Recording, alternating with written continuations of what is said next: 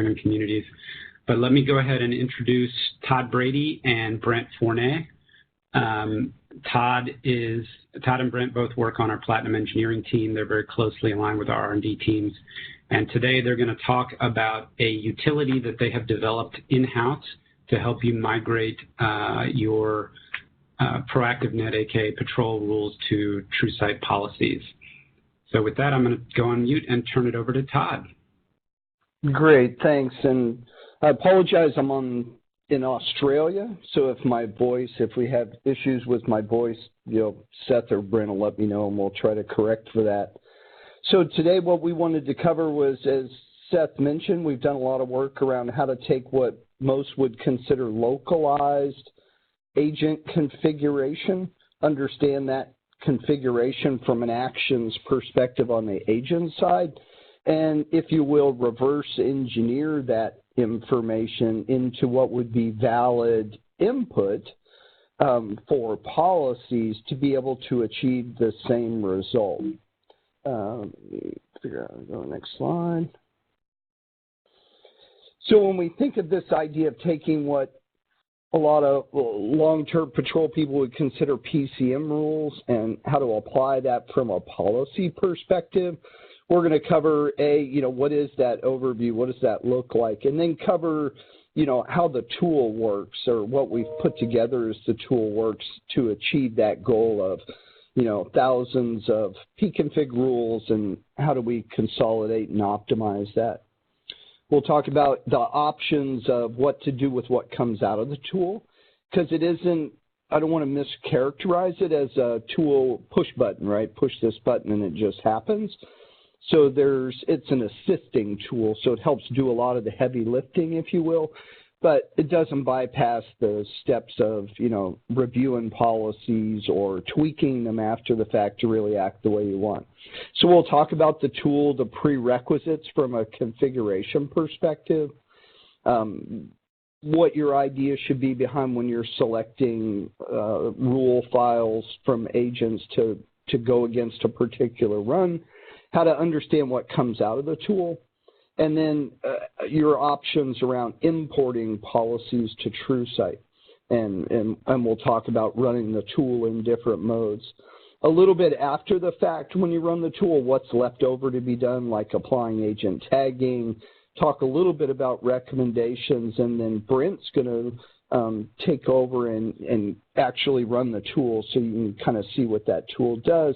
And then we'll talk about, when and where you'll be able to get it, and some of the forms that we're going to make the tool available to both customers as well as our folks that are involved in projects as well. So when we think about this idea of PCM to policy conversion, what does that really mean? A lot of customers today, when you look at the left side of the slide, we have a lot of agents out there that each one of them hold a unique configuration related to that particular agent. And what we wanted to do was build a way in which we could first consume all that information. So allow you to say, here's 100 hosts, or here's 20,000 hosts worth of pconfig files. So if you do a pconfig get, as an example, from an agent and store that in a file, we can take thousands of those files and then process them into the tool so that we can reconfigure that information, if you will. So we have you produce a bunch of pconfig files from agents, give you a particular naming convention for those files because we need to know the host name, obviously. Bring that data into the tool, so you could think of it first and foremost, the tool reads in agent config information and stores that in some memory dictionaries. Then we push that through some logic that allows us to consolidate and optimize that configuration information for likeness, where it's shared by, these 10 agents or these 100 or 1,000 agents share a common piece of configuration. The tool can then put out policies that are both reflective of that commonality, as well as produce a list of known hosts which should pick up that particular policy. So taking what is agent output configuration, pushing it into the tool, understanding the hosts that use that configuration and produce a policy and a list of hosts that should use that policy to get an optimized number. So you might have 20,000 agents in, some hundreds of agents that come out of that, if you will. Next slide. So when we look at how the tool works, there's obviously pconfig on the inbound side, so extracted agent configuration, if you will. There's two areas of pre-configuration that we expect from the tool side. One is what we refer to as a settings INI file. This is where we allow you to provide your own kind of overriding behavior of what you're looking for the tool to do, as well as what we call a data filters INI. And the data filters INI is applying a capability that exists in policies that has not previously existed in what's coming in from the agent configuration, right? Agent configuration never supported the idea of data or event filtering as an example, but policies that come out of the tool have that capability. So we provided you a way that from the tool's perspective, I can configure the tool to say if I'm processing log monitoring, and I always want log monitoring to be an agent side event node data to TrueSight, I can configure my desired data filters in an INI, and when the tool runs, he'll apply those if he happens to be processing that particular app class type.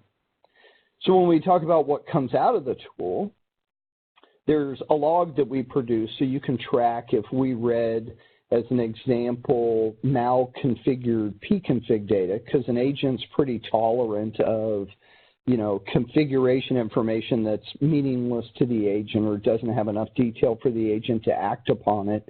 It can still be there in pconfig. When the tool runs, we have to understand that. We ran into some pconfig entry that didn't make sense to us, so we make sure we log it and say I couldn't process that because it didn't have enough data or it didn't apply to something that we could figure out. We also produce the policy file. So when we say a policy file, you may have experienced extracting or exporting a policy, and we create a .mo file, and that's a JSON formatted version of a file that we can then import into TrueSight's infrastructure section, or people still call it CMA. So we have that ability to import those policies into CMA, and then to give you the host association to policy, we create what we call a policy tagging set of files that tell you, based on the file name, this is a tag, and by the way, here's inside of that is a list of hosts that need that tag to pick up the policy, if you will. So if I generate for you 400 log monitoring policies, so you know which hosts are associated to which policy, we produce this policy tagging file for you to use to understand that relationship that the tool created. So part of the tool in the settings INI allows you to provide what we think of as optimization filtering. So as you're aware, a policy could cover using wildcarding.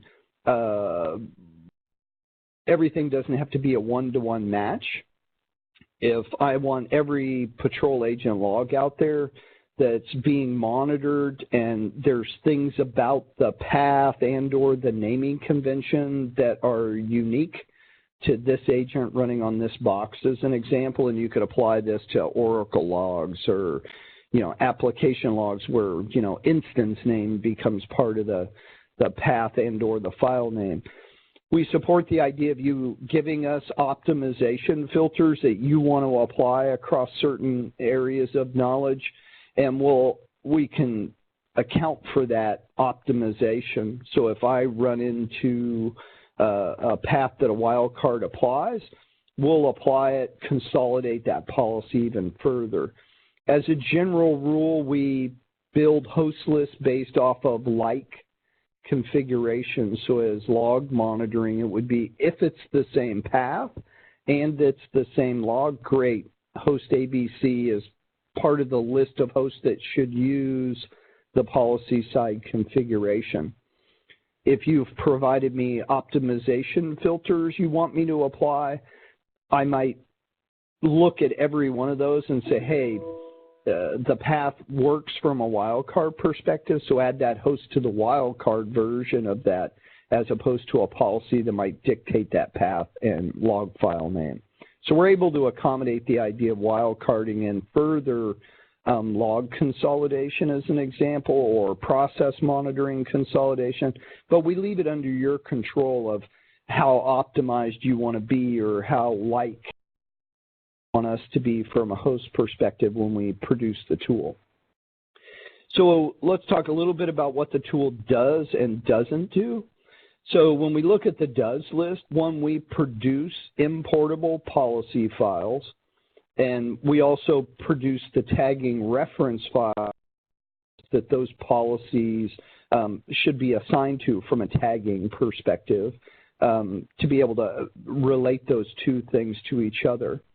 We use current agent configs for reference to create policies and associated hosts. When I say create policies, we want to get to the same result that the agent had before, but as you're probably aware, if you've had experience with policy management, it isn't necessarily the same input. So the goal of the tool is to get you to the same result, not necessarily transcribe the existing pconfig into a policy. So we're applying policy type operations against it to get to the right policy input, producing a similar output, if you will. What it doesn't do, right? We don't enable policies for runtime. You'll hear in another slide or two, we allow you to run the tool totally off board from your TrueSight infrastructure so that you're not trying to run it on a TSPS or something. You can run it totally off board and then choose to import the policies the tool creates. We also support the idea of a remote connection where the tool, when it builds the policies, can just, through the REST API, inject them in disabled form into the infrastructure policy section of your TrueSight. After you run, we don't tag agent hosts with the new policy-based tags. We just tell you which hosts require those tags, and then expect that as you vetted those policies and want to adopt them, you can use our tag list to tell you which hosts are going to need those tags to be able to pick up the policy. The tool bases all policy agent selection criteria off of tags that the tool manufactures when it's in that process. When you run the tool, you can run it any number of times. I can introduce 50 hosts worth of data to produce policies I might want to check, and then go back and run the tool again against 20,000 agents. And obviously we might produce more policies, but as well get a bigger, larger host reference library, if you will, from a tagging perspective for managing that. So what's some of the prerequisites? One, will deliver the tool, and then before you run the tool, you want to configure settings INI. This is telling us where to put things, right? Where do I want the policies to be in a directory? Where do I want the tag files to wind up? Setting filters, those type of things. Similarly, for the data filters.ini, if you want to set up out of the tool's output certain data filtering behavior, instance suppression, attribute, data on, data off type settings, I can put that in the data filters INI, and the policy tool will apply it when it's creating the policies. And then, as I mentioned, you have two methods by which you can run the tool. I can run it in local mode, produce a bunch of output files. When I run it in local mode, it could be solely on my laptop as an example, or on a Linux server. We support running the tool both on Windows as well as Linux. I can also choose to run the tool remotely, meaning I'm going to tell you how to connect to TrueSight when you run, and we remotely connect with the REST API and inject the policies that are created right into your CMA. I mentioned in the does not, the tool doesn't reference previous runs, so every run's kind of a little bit of an island, and I'm basing it on whatever the input was that you gave me. So one of the things in the settings INI is point me to a directory where all your agent.cfg files are that were the results of some gets. So I go to that directory. If I read 10 hosts, I build policies for 10 hosts. If I read 1,000, I create policies considering those 1,000 agents. Or, like I say, in the end, you might run the tool against your entire agent population. So when you think about selecting PCM rule configs, one, there's a format that we want to that file. So as an example, when you do a get from an agent, it wouldn't necessarily produce a file with the host name in it, but we want you to put the host name in it, and we use that information out of the file name when we're reading all your pconfigs so that the records that the tool creates in memory have a host association to them. So I know that I read this log needs to be monitored from host XYZ, and oh, by the way, when I read some other agent, I figured out it also needed to do that very same log and that very same path for this other agent, so add him to the host list.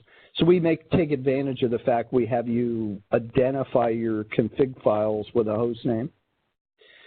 So you can use a limited number of pconfig files to validate the policies being created and that they meet your criteria. And when you're happy with that, obviously its tool runs faster if I give it 10 hosts. If I give it 20,000, it takes longer for the tool to run. But when I run a limited number, I'm able to get a focus on particular areas of interest that you want to run and test, and if I'm happy with the result, I obviously can ramp up the quantity of agents being used to produce those files, giving me a larger, more applicable runtime result for that. If you go against the full list, obviously we can optimize the policies in a greater way against the population of hosts. So I'll be much better about, you know, is it 500, is it 1,000, how many hosts should pick up a given policy. If you perform as a subsequent run, again, we're producing, you know, more validated policy configuration for everybody as a whole. After you run the tool, typically two areas you were looking for. One, reviewing the error log for any exceptions the tool had.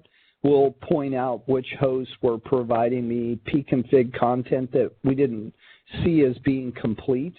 And then also any errors that we had related to the settings INI entries. If we were missing an entry or wasn't in the format that we expected, we'll tell you in the error file. You can also review the policy tag files, ensuring that, you know, we picked up, obviously we'll pick up one host or we wouldn't have produced the policy, but you can review that for completeness as far as the hosts that we're saying associate this policy to this number of hosts. So as I mentioned, there's kind of two ways to run it. One's in local mode, totally off board. So an example of running it off board, and we provide one for you in a certain version, is the repository. So agents today don't have the concept of a solution, a version of a solution, what's a profile, those things that we're used to seeing in the policy front end. But rather than you happen to offboard your repository in its glory, which could be 7 gig as an example, based on how many solutions you have provided, we have a stripped down version, right, that just has that part of the repository that is required to give us that information we're looking for, like KMs, versions, profiles, attributes, all those things we understand out of the repository, so that we can use like a 60 megabyte version. So if you run it on your laptop, we provide you a zip file of a stripped down repository that we can use for making all those policy decisions. When you run it local, it's as simple as having an argument that points to where are the pconfig rules and tell us to run in local mode. If you want to do the more remote option of sending those produced policies right into TrueSight, you can run it in remote mode. Obviously, then we need some information in a set of arguments like, where is your TSPS server, what port, what tenant, what's the user and password that I should connect to that TrueSight environment with to do that policy injection through the REST API. So when you're produced all these policies out of the tool and we produce these files that give you reference to tag and hosts that need those tags, how do I apply those tags? And there's a number of options that you have about it. You can pconfig directly into the agent. You can create a tag file as an example, go onto that agent, put it in a .current, process that .current file against the agent to pick up tag or tags that you want to apply to that host. As some of you may be aware, you also have that ability to do it remotely. So we support the idea. So I was talking about applying tags, and you can do those remotely. So you can create a host file list like we produce, and I can use that list and remotely connect to all the hosts that I want to apply my tag file to and do it from a single position. So as long as I have remote agent access, I can just run pconfig remotely, highlighting the host that I want to actually send that to. So some like agent query window, and when you do agent query window, you get that option as well, that you could obviously process the tags through your agent query window as well. A little bit on, and we'll touch on this a little bit in the demo. You can, when you're putting the pconfig to us, we in the settings I allow you to direct us to certain areas of interest. So when I run the tool, I could say, just go run all the log data, right? There could be lots of configuration in the agents, but right now my focus is log monitoring. So when you process all that pconfig, I just want you to focus on log monitoring or process monitoring, and we'll ignore the other pconfig that's unrelated to the areas of interest that you might want to do. When you apply log monitoring and process monitoring, and I would say those are the two key areas that we focused on in the tool early, because they tend to create the most, largest population of variants and trigger people to believe or execute lots and lots of policies. And we can account for a lot of variance in those two areas by taking advantage of wildcardings and set INI. So if you look at some of your log monitoring, you go, the only thing different about this is the path, and if I wildcard this directory, I can apply it in more ways. So wildcarding paths and names start to, as well as filters, we start to consolidate. So those are the two areas that we've seen the greatest amount of reduction based on filtering when we do the tool. Now, the tool itself is going to be made available in two forms. One is a binary, so we'll self-encapsulate. We wrote the tool in Python, and if I use it in the binary form that you can download, we include in the content of the binary all the supporting Python environment that's required to support running the tool. So obviously it's much simpler. We'll also provide it to you in source form if you want it, which would rely on you having Python installed in your environment. Then you can have access to the tool as a whole, and it's just a project for you. And if you want to make changes or extend it, play with it, modify it, we're going to offer it to you in both forms. So if you know Python and you want to take what we've done and extend or manage it differently, you'll have full access and you can manipulate what we provide as the source, if you will. Again, if you install it under a source structure, there's some prerequisite work that we outline of, you need to have Python, you got to have these particular Python libraries loaded, those kind of things to make it ready.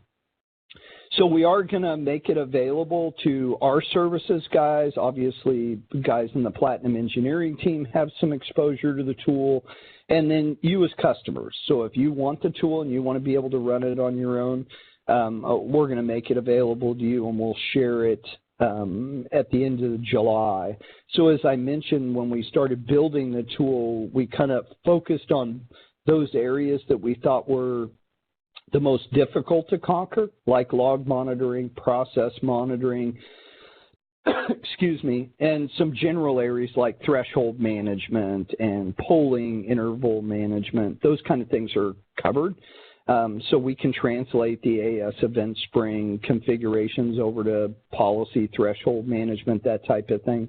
And then now our focus is extending into some of those other more template areas like Oracle, SQL Server, producing policies that in and of themselves wouldn't run without an edit, like username and password.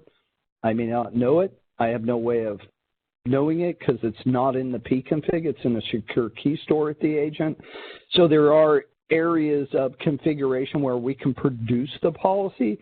That policy is just not ready to run, if you will, because there's something about it that's going to require an edit after the fact to make sure that that policy is now complete. So with that, yes. Quick question. Got a question from Amar, and he's asking if the tool will work for custom KMs. So it can. It depends on what area of the configuration that we have to trap for the policy. But we're reading the pconfig, and if that custom KM writes to its own branch, we're capable of processing it for the normal stuff. It's up in the air whether we would understand how to produce, quote unquote, the monitoring configuration aspect to that. But if that KM is in the repository, it's been set up as a policy configurable custom KM, then it's possible we could even do the monitoring config aspect of it. But if your custom KM does threshold management or some of the other areas in the policies, well, we can pick up and process it like we would any other KM. Okay. He's also asking if he can be a beta tester, I think. Well, if make it available, he can and he can use it. Then Marius asks, is this going to work for the WebLogic KM? So it is. So I gave examples like Oracle SQL Server, but some of these like WebLogic, WebSphere, Oracle SQL Server, we're processing those and adding those to the tool as we speak. Again, our kind of isolating those off to the last was because we know when we produce some of these policies, there's information that we cannot glean out of the agent configuration. So it creates more a template of a policy or a policy that requires further editing before you could actually enable it and have it work. Apologize for the coughing. I picked up a cold in my travels. Okay, great. Well, I hope you feel better. Thank you for that answer. Yeah, so if we could pass it over to Brent, we'll kind of show it to you so you can, I mean, it's nice to see it in slides, but if you can get a view of what it is, it'll make more sense. Okay, I'm switching presenting privileges over to Brent.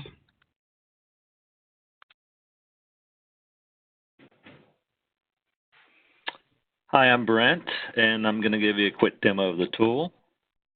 As Todd mentioned, we're going to deliver two different versions, a binary and a source version. They have the same structure. If you look at it, this is a source version. This is the binary version. The only difference is binary version has everything's all wrapped up, the code's all wrapped up in an executable. The source version is all Python source so that you can make your own custom modifications if you want. Again, like Todd mentioned, you have to install Python with the source version. You do not with the binary version. And you also have to install all the dependent libraries. Let's just go over the different directories here. The CFGs directory, that's where you place your pconfig. This is just normal pconfig that you're used to seeing. The conf directory is where the configuration files go. We'll talk about those in a minute. The KM repo is where you put the slimmed down version of the KM repo from your TSPS system. The MO files directory, this is where the policy, JSON policy files go. After we run the tool, they'll go to this directory. The policy tags directory, this is where the policy tag files containing all the hosts for that particular tag that are generated by the tool. Let's go and take a look at some of the configuration files. So Todd mentioned there's a couple configuration files that you'd want to modify. The data filters file, wrong format. What it does is it allows you to specify the data that goes into the filters tab on the policy. For instance, this log monitoring, we want to for every instance we want to ship data. So we want to filter data, so we only want to send events. So it allows you to do that type of thing. You can say for this type of monitor, you can send events or data and events or just data or just events. The logger.conf file, this controls the log output, the log levels, debug, et cetera, of the tool. I'm not going to go into that. That's just a standard Python logger that we're using. The settings INI file, this is the configuration file for the tool.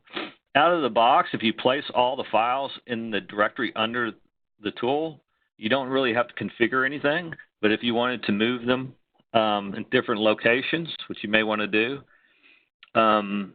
these entries here will allow you to tell us what directory you want to put it in. For instance, if you want to put the repo directory in a different location, you change this one. If you want to put the MO files in different location, policy tag directory, etc. There's a lot of configuration. We're not going to go over all of this. We don't have time. I'm just going to go over the key aspects right now. So the other one that's interesting and that you'll want to configure is the pconfig include exclude filters. So right now I have a small batch of files, so I'm going to say include all the pconfig, but I may just want to make a run of just log monitoring. So I'd filter. If I want to do that, then I would just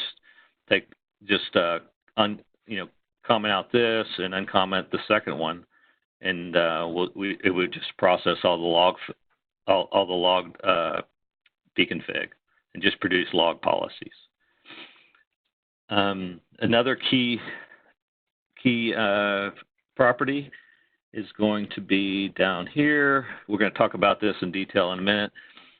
For each monitor type, there's typically a filter that allows you to wildcard to say how do you want to consolidate the data, whether it be log file or process with different arguments. How do you want to consolidate them? So we'll talk about it in a minute, and that'll become pretty evident in the demo that I'm going to show you in a second how that works. So right now, we're going to run it in local mode. So to do that, we just type in the command PCM to policy converter and space local.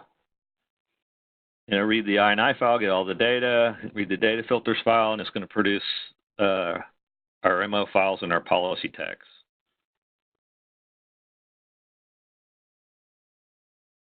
And you can see it's done. So let's go take a look.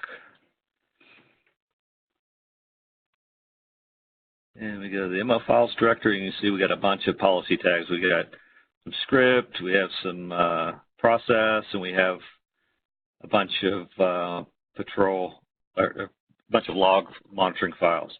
Let's just take a look at this one, see what it looks like. And you can see, if you're familiar with the CMA policy migration tool on TSPS, you know how it when you export it, it creates a JSON version of the policy excuse me. This is what this is. So you can see this represents a policy. So we're gonna do the manual method. We're gonna copy this particular file over to our presentation server. And we'll put it in a directory on the presentation server. And then we'll run CMA policy migration import and give it the directory, and we'll import it into TrueSight.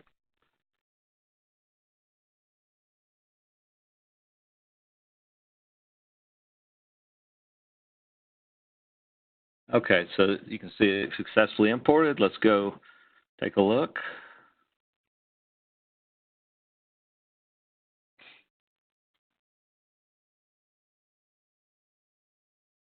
And you'll see it's right here. We'll go ahead and edit it. If you notice that let me move this out of the way. Automatically generated a tag. I'll show you in a second the tag file that gets generated. We assign it a precedence. That's controllable in the INI file also. We put an automatic description here. There's some control you can have over that also. This is the default, where we just list the solution, in this case the file name, and the date created and the precedence. Let's take, okay, we mentioned the data filtering INI file. That controls what goes in the filtering tab, as we mentioned. So let's take a look. And as you can see here, we configured log management, this policy, to only send events.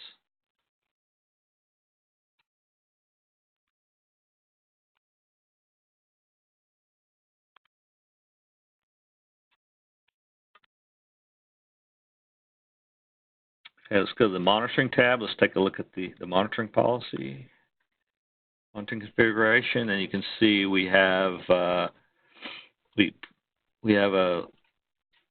one log file definition and a bunch of act patterns. So let's go ahead and take a look at let's go ahead and edit it further. And you can see it fills in all the different fields, the log file name, all the other attributes that were in the pconfig, and it also creates all of the act patterns in all its fields. Alarm ranges, custom event messages, etc.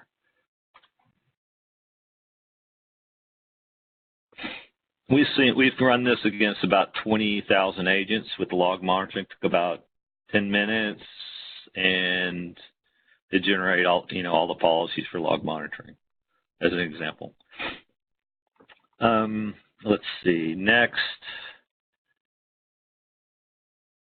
Let's go back. I want to demonstrate the consolidation feature. As you see, we have a bunch of patrol agent logs out here. That's not optimal. We don't want a patrol agent log policy for each agent. And what happens typically, especially with this patrol agent log, is people include the host name in there. So you can see here we have, well, that one doesn't. That example.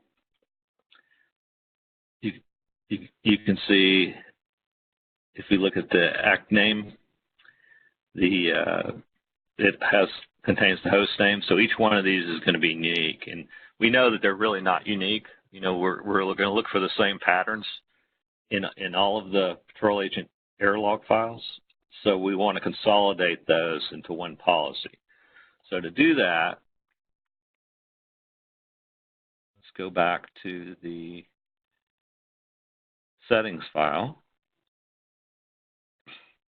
and let's uncomment this particular, the log act names filter.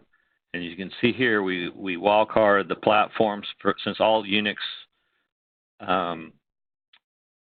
patrol agent error logs will be the same. We'll have the same contents. We'll wildcard the platform, the host, and the port. So let's go ahead and save that. We'll make another run. We'll show you the difference. So we'll go ahead and clean this directory up.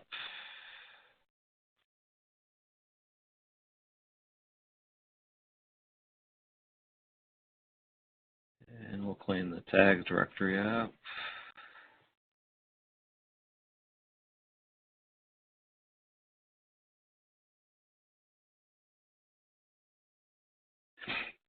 And we'll run it one more time.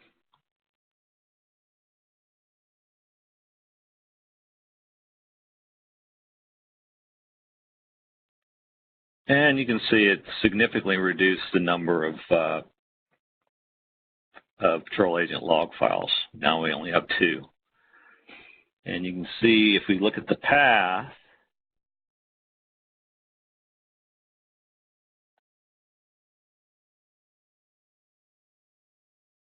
if I can find it. There we go. You know, it applied the wildcard. Okay. So what it also did, if we go to the MO file, if we go to the policy tag files, it also consolidated all the hosts for that tag. So the tool also generates a tag file, as Todd mentioned, and which basically has the actual tag as the name, and as the contents, all the host or patrol agent hosts that should get that tag should be applied to. So that demonstrates the consolidation feature. Let me, one last thing, let me show you the remote capability. Now, typically what you'll do is you'll run it locally. You may want to make some modifications to the file, and then whatever files are in the MO directory, you may want to remove some. You can run the remote, and it'll actually just pick those files up from the MO files directory, and then use the REST API to import them into TrueSight. So, as Todd mentioned, you know, to do that, you use the remote option with the TSPS host, port, username, password, and tenant.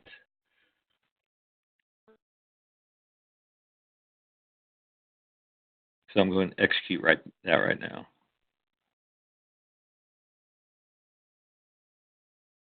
And you can see it created all the policies, and let's go over there and take a look.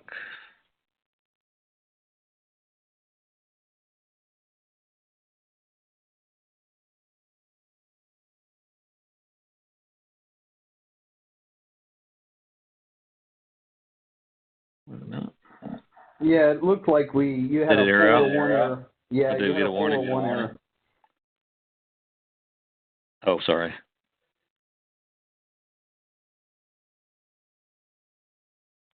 Forgot the tenant. Wait a minute. Oh.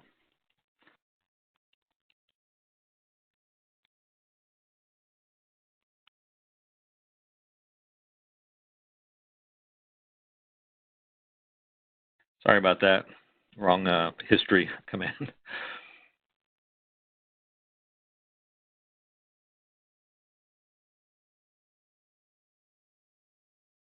And you can see we created it automatically created all the policies in TSPS. And I think that's about it for the demo. Todd, you think of anything else we need to show them? Or we cover it all? I think we're good. Okay. All right. Other questions? Seth, I don't know, do you want to open it up if there's questions? I haven't seen any more in the chat window, but if anybody wants to ask a question, happy to answer it if we can. Sure. We've got a whoops. I'm getting that.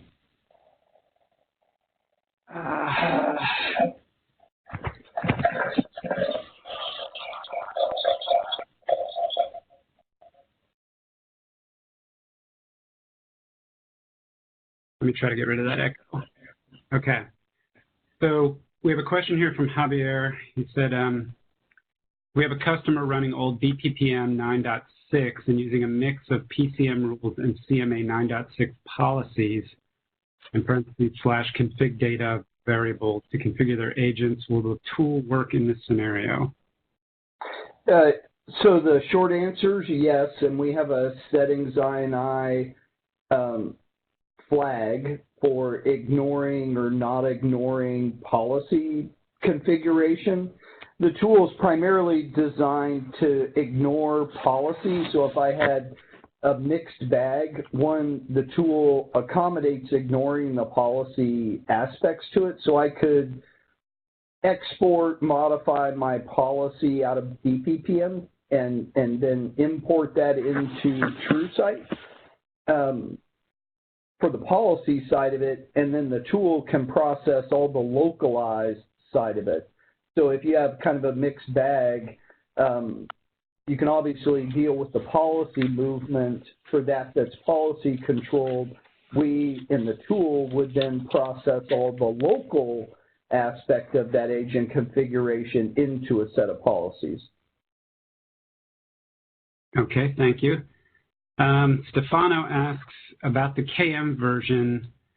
Same pconfig config with different KM versions is translated into different policies. Is that? Yes, I get the question. So we use the KM repo, and the one we'll provide you if you want to use ours has the 11.301 version of KMs that we build the policies from, because obviously the agent doesn't have that information. So when we process KM like the log KM, we grab the KM repo version of that for building the policies. So even agents always do what they can. So even if you have a dissimilar set of KMs out there, one agent's running, version 1 of a KM, you have other agents running version 2. When we build the policy, we'll build to the most current version of the solution known to the policy, and then apply that against the agents. And then obviously the agent's going to operate within the boundary of the KM version that it happens to be running after the fact. But we assume the latest version that we find in the repo as being the right version of the solution that we'll create the policy against. Okay. All right, we have a question from Abe. Patrol agent threshold will also be migrated to agent thresholds detection, or do you need to manually define them? So we detect the current setting of the threshold as it exists within either the pconfig we find. So AS event spring is the most common method that we find in localized agent configuration for parameter threshold management. We convert that to an agent threshold in the policy for them. Okay. Let's see. And then I don't know if this question was, I don't know if this question was answered already, but Amar had asked, when you say 20,000 log monitoring migration in 10 minutes, how many unique policies did it create? And then it looks like there's an answer, but I can't tell if somebody else wrote it. It says it should be just one if you were monitoring the same log on all 20,000 servers. True, but most would do more than one log, so we optimize the policy count based on the common or the optimized approach to that log. So as an example, by default, without any optimization filter, we create a policy for each unique path and log file being monitored.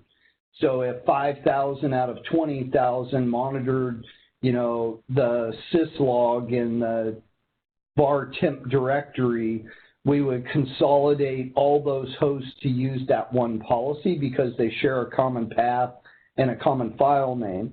If you provide us an optimization filter that you're looking for, we then, anytime I'm writing the record, because remember, we have them all in memory, I look at the path and the file name and apply your filter and see if it still gets me to the same place. If it does, I replace what might be one agent's path and log with the now optimized wildcarded version of that to get further consolidation.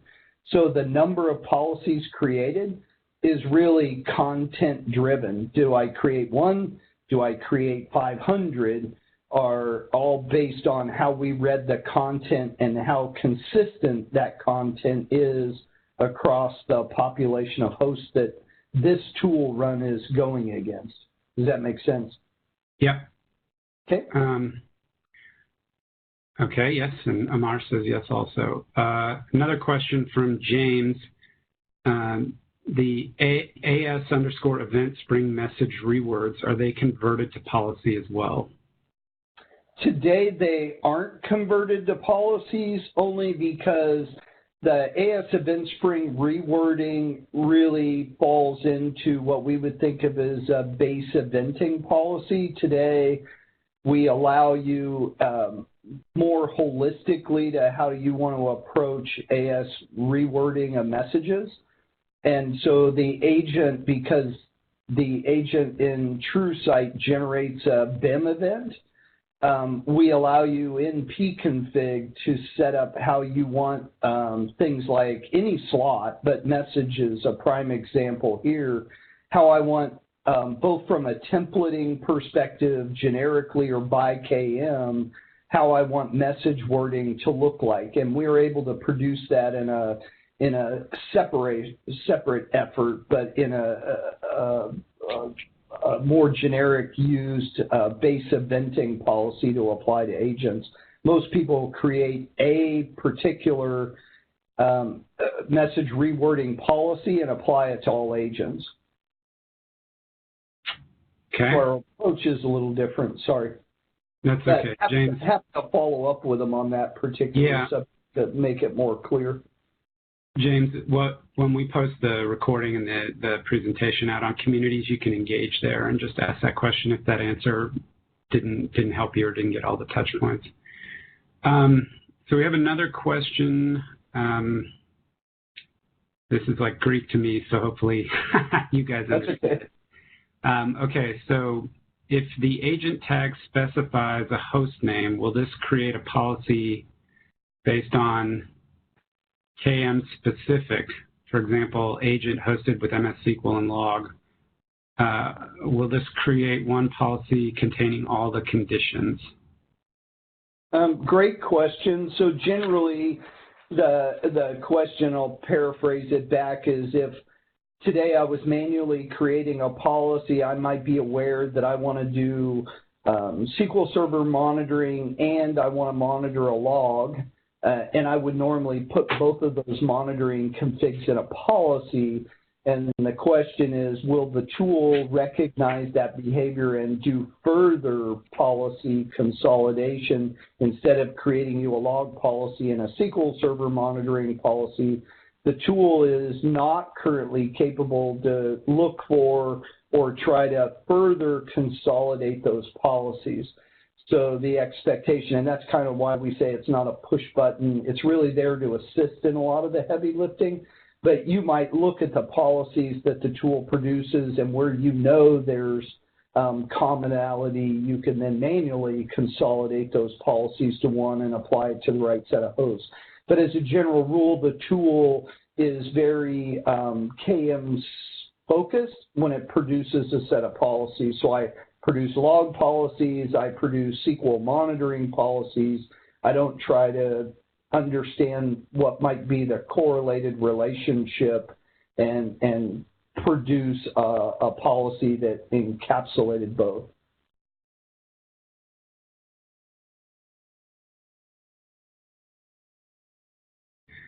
Great.